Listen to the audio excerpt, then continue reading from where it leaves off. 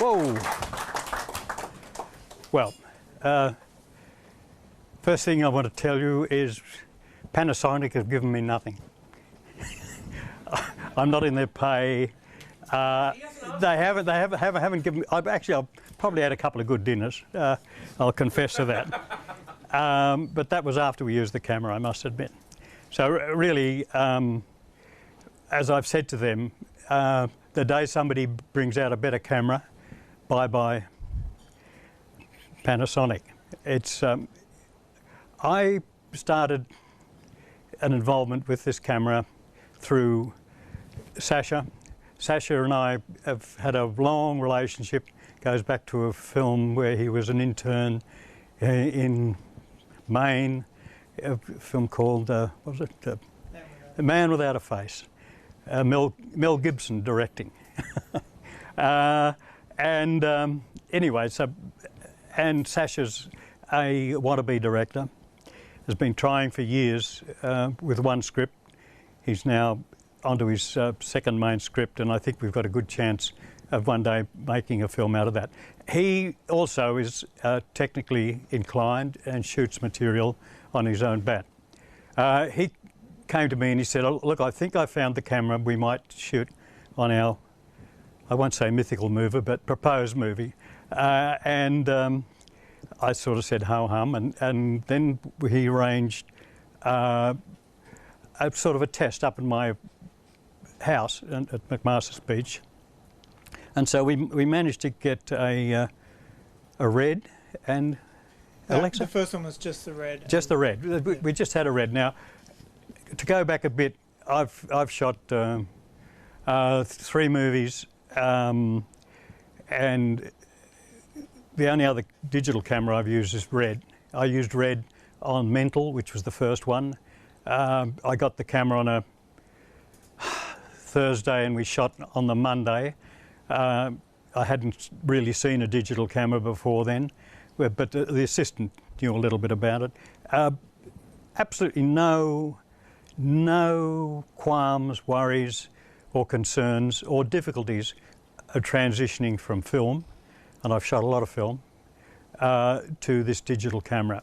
Very, very quickly I realised that the digital camera was a precise instrument, and I'd been dealing with a very, very imprecise instrument in the form of film for a long, long time. The variations in stock reduced over the years. Probably the variations in laboratories increased over the years, and really, you were. It's amazing when I look back and see the movies, the results we got with just having basically no control over the precision of the processing of the result, and that when we finally got to the timing, you only had 3 levers to pull.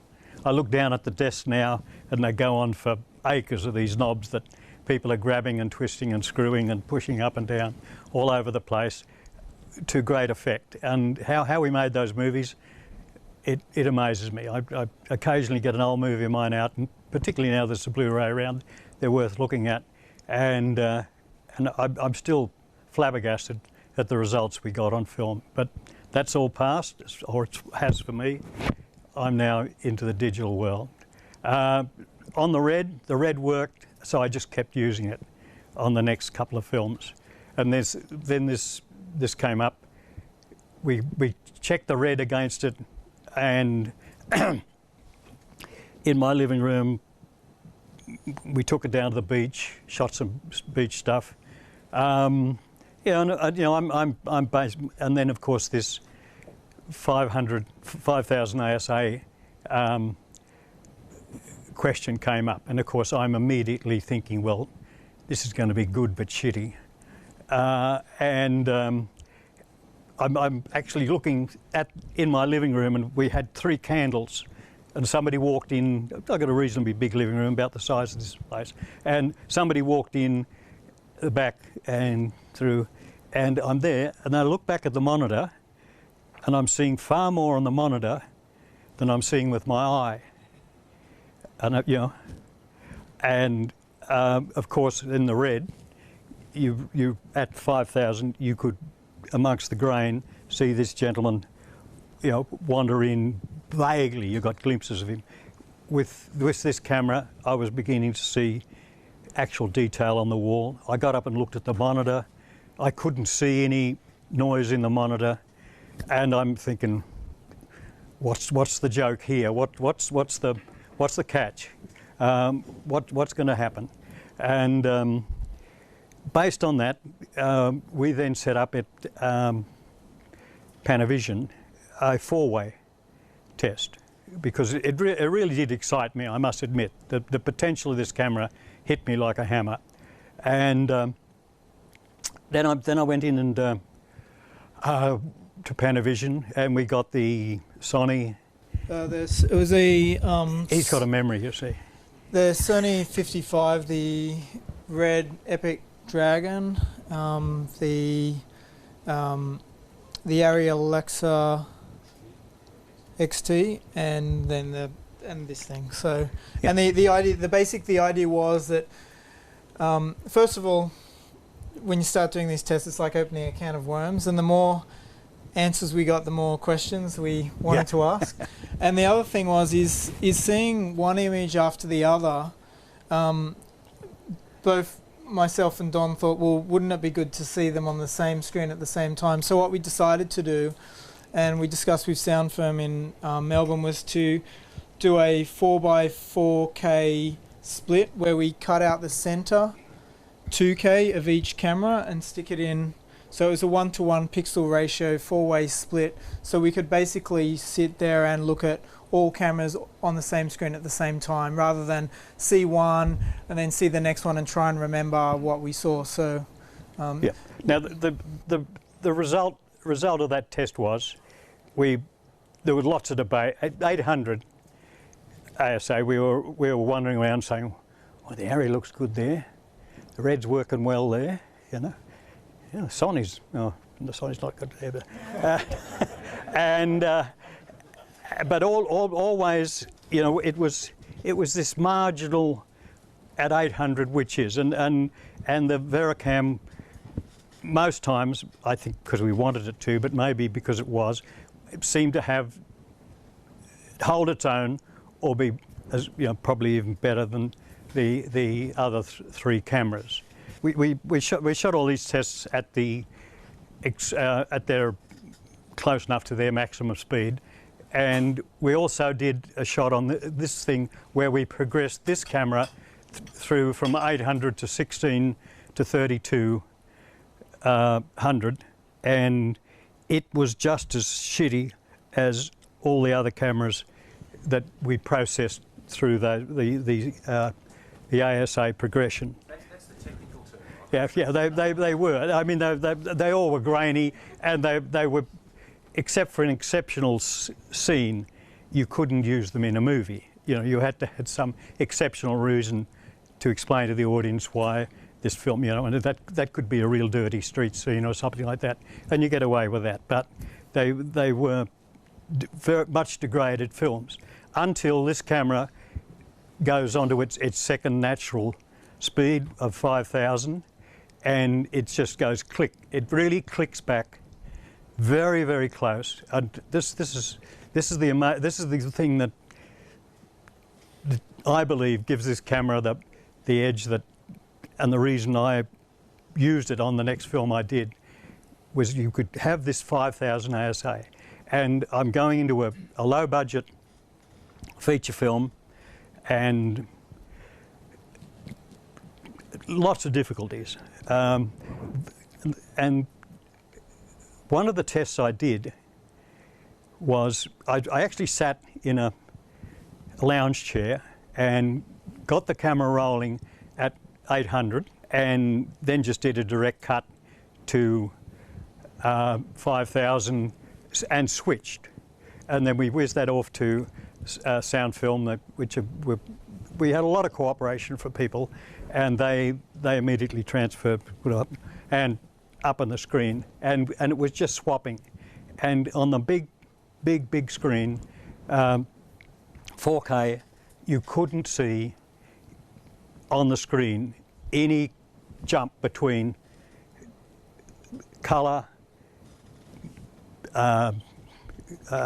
grayscale, or grain on the screen between 800 and 5,000.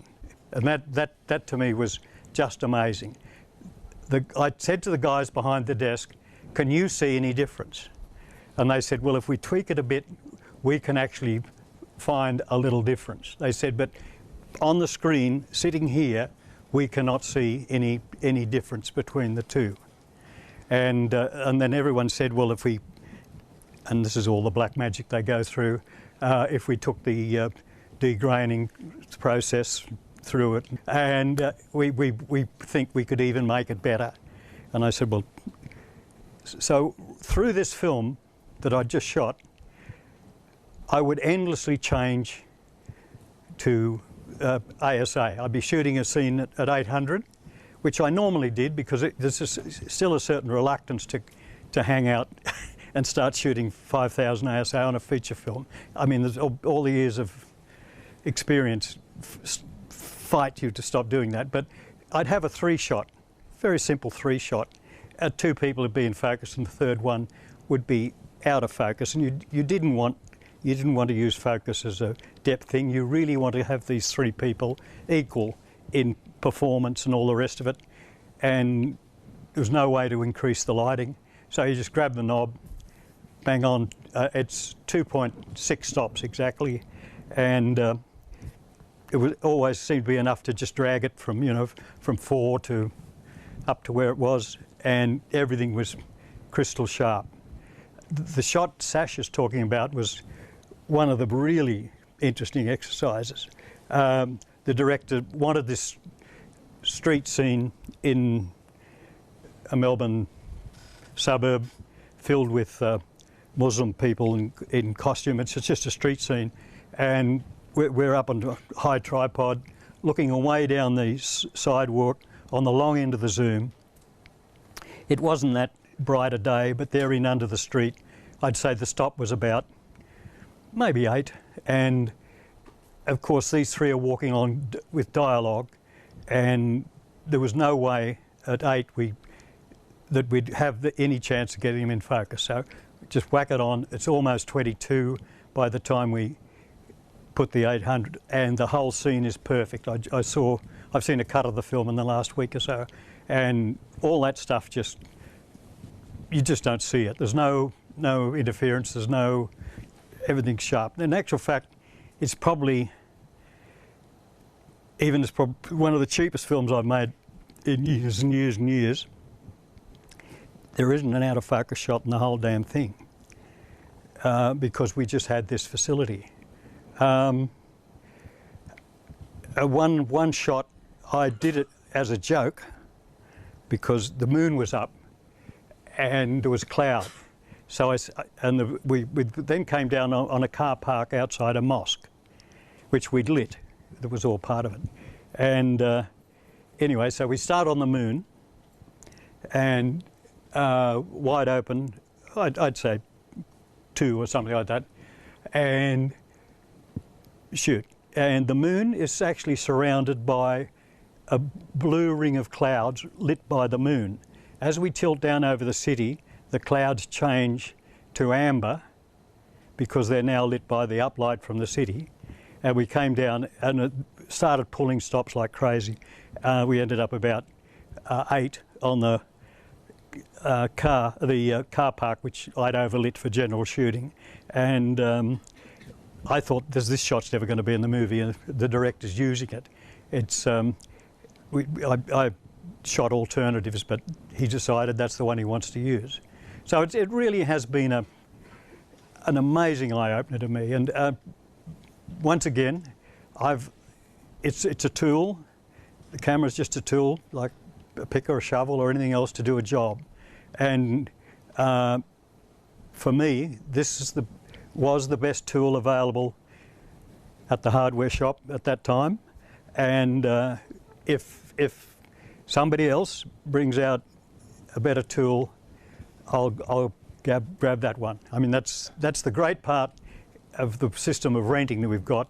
that means you can have the best that's available. The cost of that sort of stuff doesn't matter that much, even in a very low budget.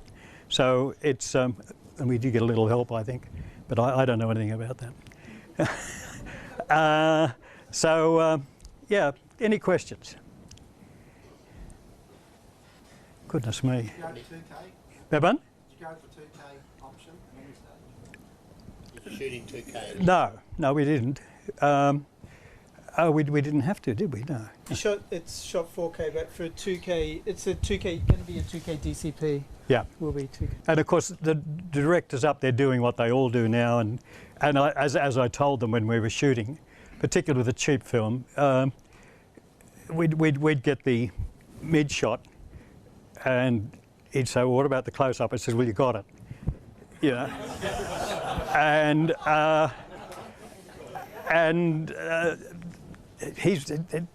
the director's sort of been a bit amazed at the flexibility that's given him.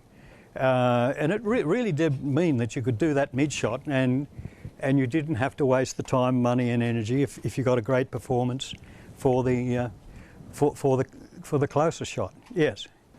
Is it got the ability to dial it back to 50 ASA for exterior or anything like that, or is it just 800 or 5,000? You can dial up. Yeah, Go, so tell them. you've got the two bases, and one of the firmware upgrades just recently was the ability to ISO down.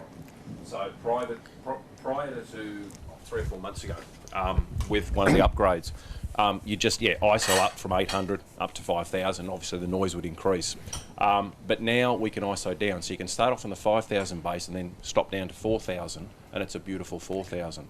So just that ability to go up and down, you can go down from 800, down from 5,000, is a fantastic flexibility. And that wasn't in the camera when Don shot Ali's. It's got a wonderful little ND wheel here. Oh, okay. You just. Don, what doesn't the camera do that you want it to do? Quick, someone get that guy out of here.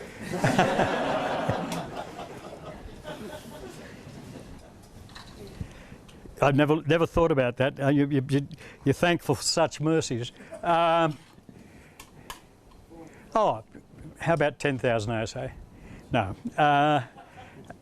I mean, and of course, even with the 5,000 ASA, I shot a couple of major scenes inside our mosque, which was a set inside a hall. I shot the whole scene at 5,000 ASA, probably 15 minutes of the movie. But you still have to light. You still have to develop texture. I mean, it's not, you just don't turn the lights on, and because you've got an image, you can shoot it, obviously. Or you can do that, but you won't survive long in the business.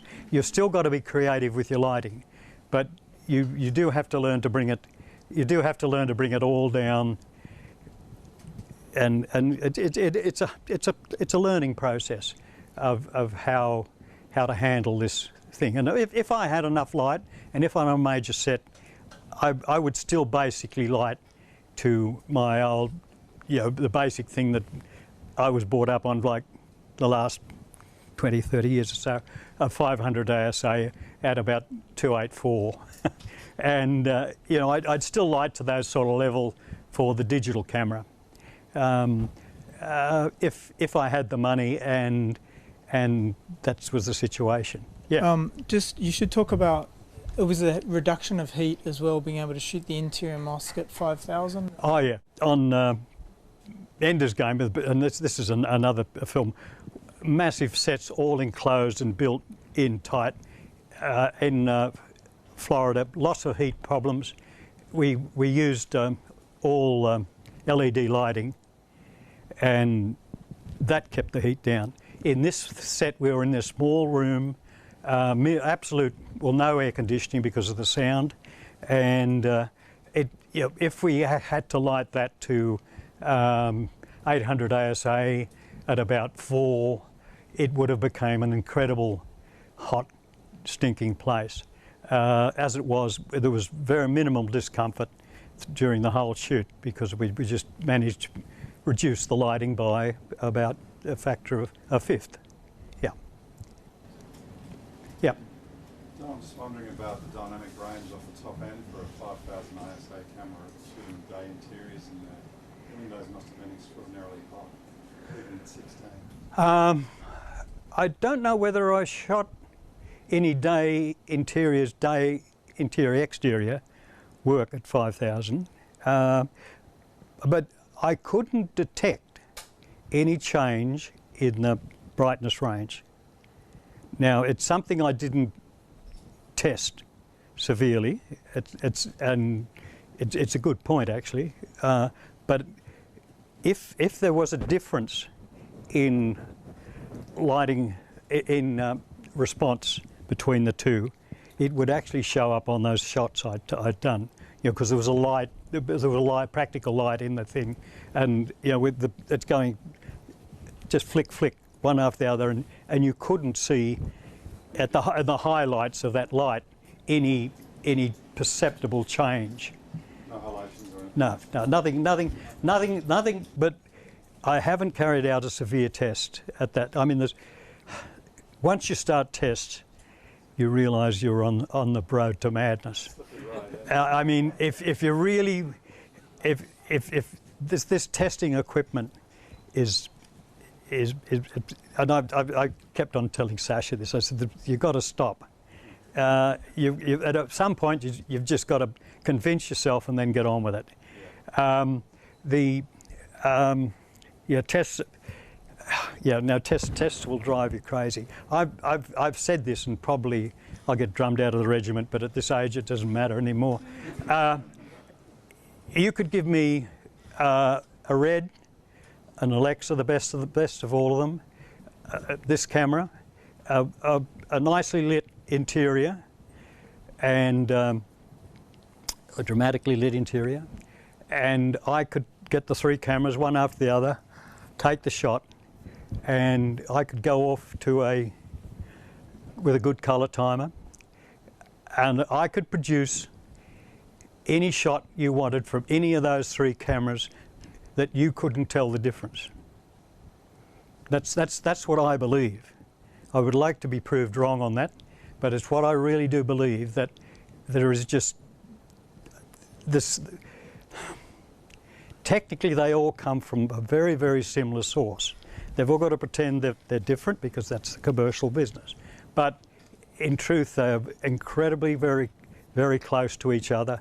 And with the tools that we've got, we can drag the small variations that exist across all those cameras and get the result that you want. So that's not what the camera makers want to hear, but it's what I truly believe at this stage of my career. So, Don, are you talking then about ergonomics? What's made you favour this? Yeah, the ergonomics is to pick a big assistant.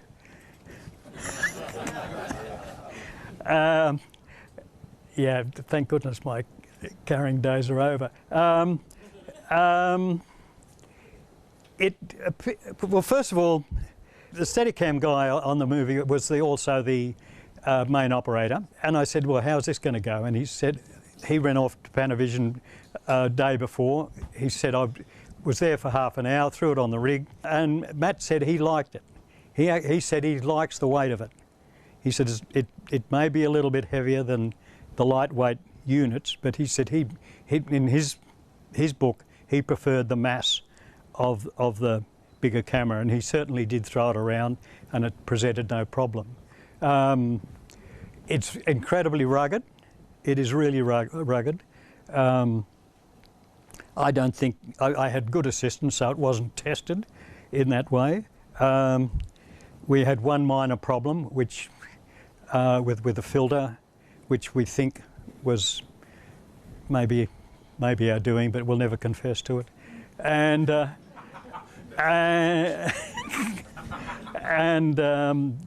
they it meant there was a glitch on the top of the frame, and of course what we did, because we were shooting 35 Super 35 result. We just dragged the whole lot down, reframed it down, and kept working until they gave us another camera.